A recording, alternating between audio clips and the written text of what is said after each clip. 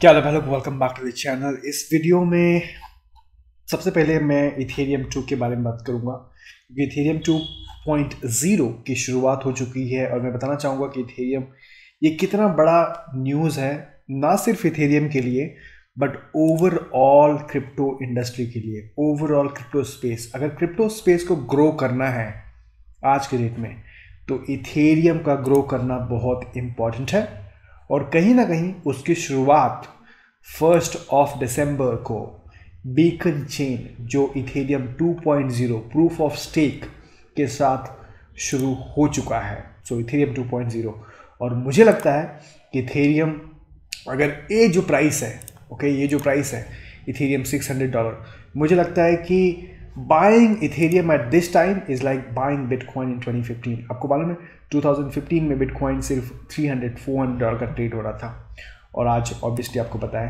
19,000 में ट्रेड हो रहा है। तो मुझे क्यों ऐसा लगता है कि buying Ethereum now is like buying bitcoin in 2015 and और मुझे ऐसा क्यों लगता है कि इथेरियम अगर ये जो लॉन्च हुआ है ये कितना बड़ा है पूरी क्रिप्टो इंडस्ट्री के लिए और क्यों ये इथेरियम की प्राइस लॉन्ग टर्म में बहुत बुलिश है। ओके, उसके अलावा ये बिल के बारे में बात करूंगा। ये bill guys, interesting bill. Okay, so आज एक bill introduce, I think it's been introduced, right? I think US lawmaker seeks to make a stable coin illegal without federal approval. So basically एक bill है, introduce हुआ है। US law maker introduce bill that would require stable coin. तो basically ये जो bill है ये क्या बोलता है कि कोई भी स्टेबल कॉइन है, तो कौन कौन से स्टेबल कॉइन है आज के टाइम पे। तो स्टेबल कॉइन होता क्या है आपको पता है ना। स्टेबल कॉइन जो ऐसा कॉइन जो यूएस डॉलर को पेग हो। तो अगर कोई भी स्टेबल कॉइन है उसको without permission, without regulation launch नहीं हो सकता। काफ़ी लोग बोल रहे हैं ये बुरी न्यूज़ है बट मुझे लगता है ये बहुत अच्छी न्यूज़ है। टेदर जैसे स्टेबल कॉइन्स जो अनरेगुलेटेड हैं और जो बहुत ज़्यादा प्रिंटिंग करते रहते हैं, मैं बताऊंगा आपके वीडियो में, ये बहुत बड़ा खतरा है क्रिप्टो इंडस्ट्री के लिए। कोई भी स्टेबल कॉइन, कोई भी सेंट्रलाइज चीज़ जो रेगुलेटेड नहीं है वो डिसेंट्रलाइजेशन के लिए खतरा है, क्रिप्टो के लिए खतरा है। तो ये बहुत अच्छी चीज़ हुई है। सो लेट मी नो आपकी ट्रेडिंग कैसे जा रही है, but let me start with this guys. Let me start with this market. So I think market में यार बिटकॉइन अभी भी 19,000 के आसपास ही घूम रहा है एंड हम लोग ऑफकोर्स एक्सपेक्ट कर रहे हैं कि 20,000 टच हो करेगा, बट ऐसा कुछ नहीं हुआ। And let's see, but you know एक चीज़ अच्छी काफ़ी, I mean it's quite strange that यहाँ से ड्रॉप भी नहीं हो रहा और ना तो 20,000 टच कर रहा है। But I think it is still a very critical situation here. मुझे लगता है कि अभी भी बिटकॉइन में करेक्शन होगा, but let's see when that happens. Ethereum of course 600 के ऊपर ट्रेड कर रहा है, XRP 62 के आसपास ट्रेड कर रहा है। चेन लिंक स्ट्रॉन्ग बना के रखा है। Chain link is a must have in portfolio. I think बहुत सुपर्ब डेवलपमेंट है चेन लिंक की। Polkadot obviously it's a good project. Cardano देखते हैं क्या करते हैं लोग। बाइनांस कॉइन ऑफ कोर्स $30 पे ट्रेड हो रहा है। तो overall market is pretty good, pretty strong, but this video is mainly focused on Ethereum. So Ethereum 2.0 beacon chain goes live as a world computer. Okay, so एक चीज डाल लो, Ethereum is a world computer where anyone can build an applications, anyone. Okay, and so now why do I think that Bitcoin buying Ethereum now is like buying Bitcoin in 2015? First of all उसके पहले कि आगे बढ़ूँ आपको ये जानना जरूरी है कि जो इथेरियम 2.0 ये लॉन्च हुआ है ये फेज़ 1 है सिर्फ। ओके, तो और टोटल फेज़ 3 फेजेस है टोटल। सो ये फेज़ 0 है एंड देन इसके बाद फेज़ 1 होगा और फेज़ 2। जब फेज़ 2 लॉन्च हो जाएगा तब जाके इथेरियम 2 पूरा फंक्शनल होगा, बट कहीं ना कहीं यहाँ पे शुरुआत हुई है। नाउ एक चीज़ जो मुझे लगता है कि हम लोग ब्लॉकचेन यूज़ केसेस की बात करते हैं कि क्या क्या एप्लीकेशंस आएंगी, राइट, एंड वो सारी चीज़ें कहीं ना कहीं इथेरियम ने डेमॉन्स्ट्रेट किया है। ओके, एंड द रीज़न बहुत सारी ये एप्लीकेशंस या यूज़ केसेस सक्सेसफुल नहीं हो पाए जितना होना चाहिए था, बिकॉज इसके इथेरियम स्केल नहीं हो पा रहा था। इथेरियम की स्पीड बहुत स्लो थी, ट्रांजैक्शंस भी बहुत ज़्यादा थे, एंड ऑफ कोर्स DeFi का सबसे बड़ा एग्जांपल है, आपको पता है ना DeFi के ट्रांजैक्शंस में हम लोग को कितना ज़्यादा डॉलर के ऊपर फीस लगती है और ये बहुत महंगा है। जहाँ एक तरफ डीफाई इकोसिस्टम ग्रो होगा, बहुत तेज़ी से ग्रो होगा, बहुत आगे जाएगा ये, this is the future. Honestly without Ethereum and without DeFi crypto उतना इंटरेस्टिंग है ही नहीं। खाली बिटकॉइन का लेके आप करोगे क्या? Bitcoin is just a store of value, it's like a bitcoin gold.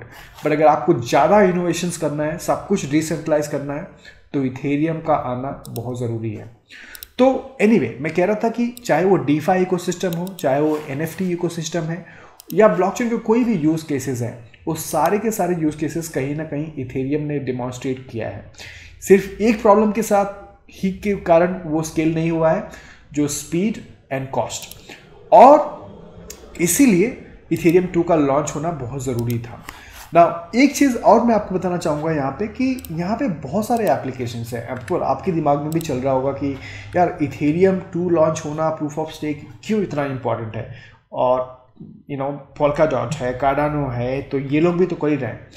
यहाँ पे ना फर्स्ट मूवर एडवांटेज मिलेगा इथेरियम को, मुझे लगता है ये बहुत ज़रूरी है ना। फर्स्ट मूवर एडवांटेज क्या होता है? आज के डेट में जो इकोसिस्टम देखोगे, चाहे वो डीफाई के एप्लीकेशंस हों, टोकन्स हों, चाहे वो एनएफटी हों, चाहे और भी टाइप के टोकन्स हों, सारे के सारे इथेरियम पे बिल्ड हो रहे हैं। ओके, एनएफटीज, एसटीओज, डीफाई, आईसीओ, सारे के सारे इथेरियम पे हैं। नाउ मैं आपको इसका एग्जांपल इस तरह से देना चाहूँगा। ओके, तो ये पिक्चर को देखो। मैंने कुछ दिनों पहले ट्वीट किया था, 1 मिनट पहले मैं वो ट्वीट दिखाता हूँ। वो ट्वीट मेरा क्या था? तो मैंने ये ट्वीट किया था कि blockchain protocols are like real estate, like a digital land, okay, where houses, application products will be built.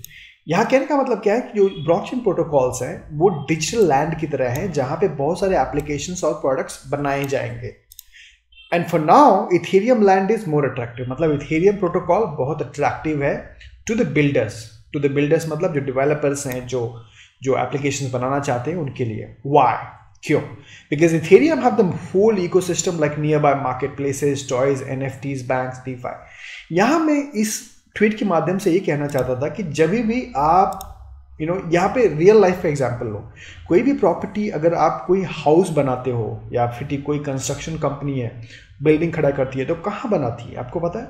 वो देखती है कि नियर बाय एरियाज में क्या है, मार्केट प्लेस है, रीच कैसी है, रोड्स कैसे हैं, ओके, और क्या क्या फैसिलिटीज़ हैं आसपास।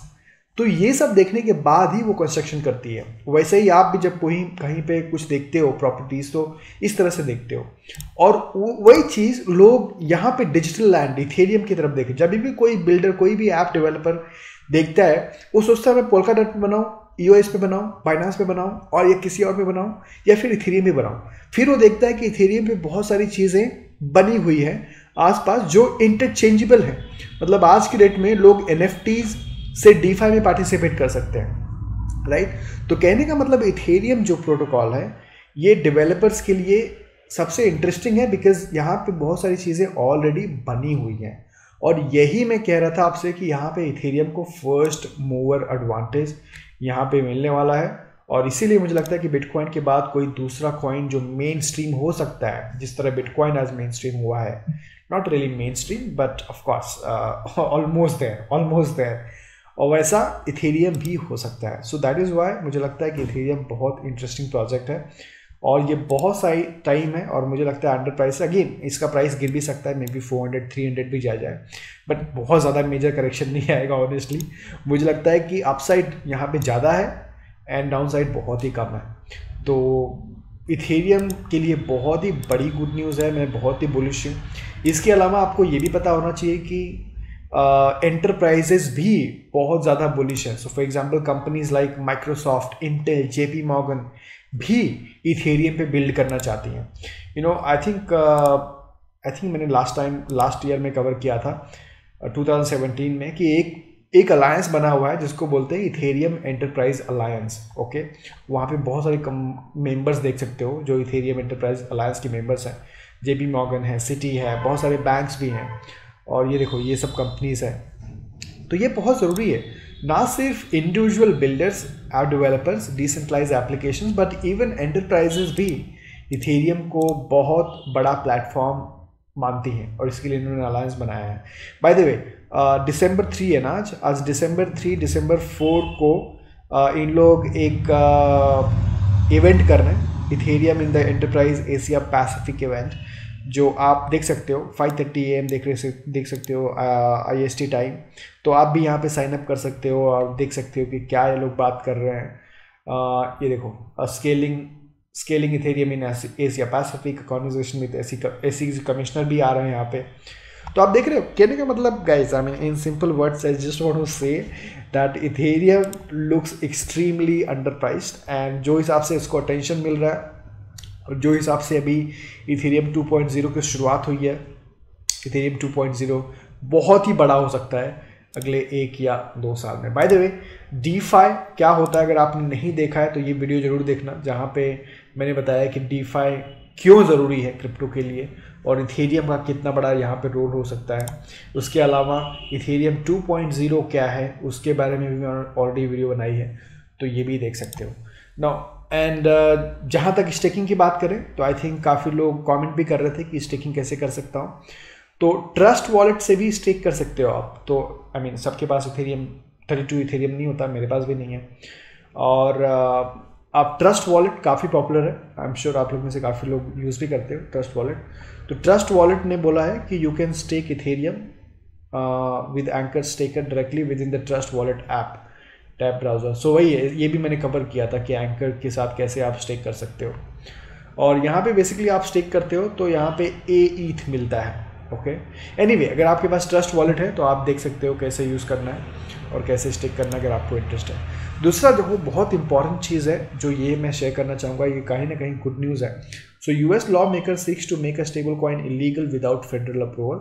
और जैसे मैंने बताया, इन्होंने ये बिल इंट्रोड्यूस किया है जहाँ पे इन्होंने बताया है कि कोई भी स्टेबल कॉइन अगर लॉन्च कर रहा है तो बिना अप्रूवल के लॉन्च नहीं कर सकते।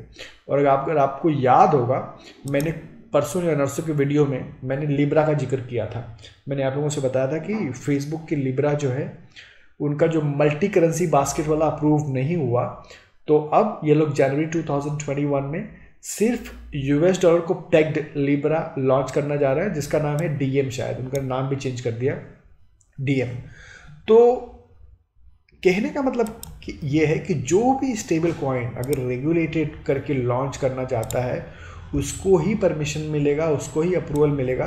अदरवाइज कोई भी स्टेबल कॉइन जो अनरेगुलेटेड है उनको परमिशन नहीं मिलेगा। ये बहुत ही बड़ी चीज़ है, आपको ये समझना जरूरी है कि स्टेबल कॉइन रेगुलेटेड होने बहुत ज़रूरी है, क्योंकि स्टेबल कॉइन जो हैं ये मोस्टली सेंट्रलाइज्ड होते हैं। जैसे एक डाई को छोड़ के, फॉर एग्जांपल जो डाई है उसको छोड़ के जितने भी मोस्टली जो हैं ये सब सेंट्रलाइज्ड हैं। और जो भी सेंट्रलाइज चीज़ होती हैं एटलीस्ट रेगुलेशन से उसका रिस्क कम किया जा सकता है। मैं ये नहीं बोलूँगा कि रिस्क एकदम ख़त्म हो जाता है, बट उसका रिस्क कम किया जा सकता है। तो इन्होंने बेसिकली यहाँ पे अकॉर्डिंग टू दिस बिल ऐसा हो सकता है कि USD टेदर जो है बहुत जल्दी ही ख़त्म हो जाए। और बाय द वे इसका ये मार्केट क्रैश भी कर सकता है, बिटकॉइन की प्राइस भी गिरा सकता है। जस्ट इन केस अगर टेदर के ऊपर कुछ आंच आती है, लेट्स से अगर टुमारो ऐसे न्यूज़ आती है कि boss Tether we are delisting Tether okay from the exchanges और Tether is no more stable coin, तो आप देख रहे हो 19 बिलियन कितने की मार्केट कैप है, 19 बिलियन अराउंड 20 बिलियन के आसपास। तो बिटकॉइन की price in fact overall crypto market की प्राइस में डंप भी आ सकता है।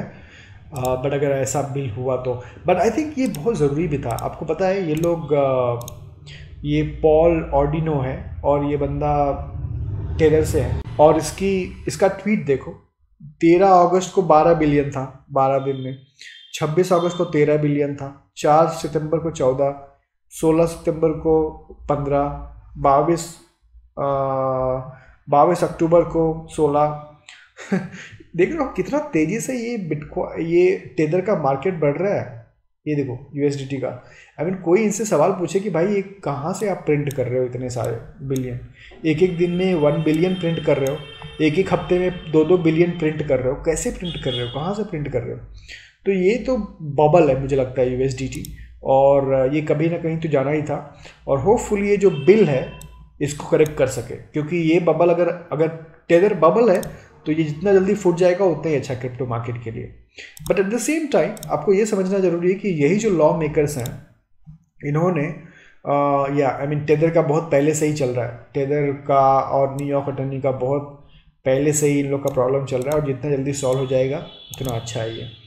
But at the same time आपको ये रियलाइज़ करना भी ज़रूरी है कि स्टेबल कॉइन्स के अगेंस्ट नहीं है वो लोग। सो फॉर एग्जांपल आपको पता है कि रिसेंटली मैंने कवर किया था कि कैसे जो यूएस की गवर्नमेंट है उन्होंने यूएसडीसी को अलाउ किया है for USD transfer in Venezuela. वैसे ही रिसेंटली न्यूज़ आई कि visa will facilitate USDC payments, मतलब वीज़ा कार्ड से लोग यूएसडीसी अपलोड कर पाएंगे और पेमेंट भी कर पाएंगे। तो यूएसडीसी के लिए बहुत ही बड़ा न्यूज़ है क्योंकि वीज़ा उनको सपोर्ट कर रहा है। तो कहने का मतलब है कि ये कि लोग स्टेबल कॉइन्स के खिलाफ नहीं है, but yes unregulated stable coins के खिलाफ है। सो इसमें जो ऐसी कंपनी है जो जैसे कि सर्कल हो गया, यूएसडीसी, उनको फ़ायदा मिलेगा, बट जो अनरेगुलेटेड है उनका नुकसान होगा, और होना भी चाहिए क्योंकि वो क्रिप्टो मार्केट के लिए डेफिनेट खतरा है। तो इन केस अगर मैं तो यही कहूँगा कि यूएसडीटी अपने पास बहुत ज़्यादा मत रखो आप, या तो आप यूएसडी में कन्वर्ट कर लो, वो भी स्टेबल कॉइन है, या फिर डाई में कन्वर्ट कर लो, डाई भी स्टेबल कॉइन है। बट यूएसडीटी आई मीन आपके सबके एफर्ट से होगा, बट आई थिंक सभी को यूएसडीटी कम यूज़ करना चाहिए। बट अनफॉर्चुनेटली बहुत सारे एक्सचेंजेस यूएसडीटी बहुत सपोर्ट करते हैं। बट अगर ये अच्छा होगा कि लोग अगर डाई यूज़ करें, ओके, एक्सचेंजेस पे बहुत सारे एक्सचेंजेस पे लिस्टेड है, या फिर यूएसडीसी यूज़ करें क्योंकि ये सब रेगुलेटेड है। तो ये न्यूज़ है। Thank you so much for watching, please like दबा देना। मैं मिलता हूँ नेक्स्ट वीडियो में। Take care, bye.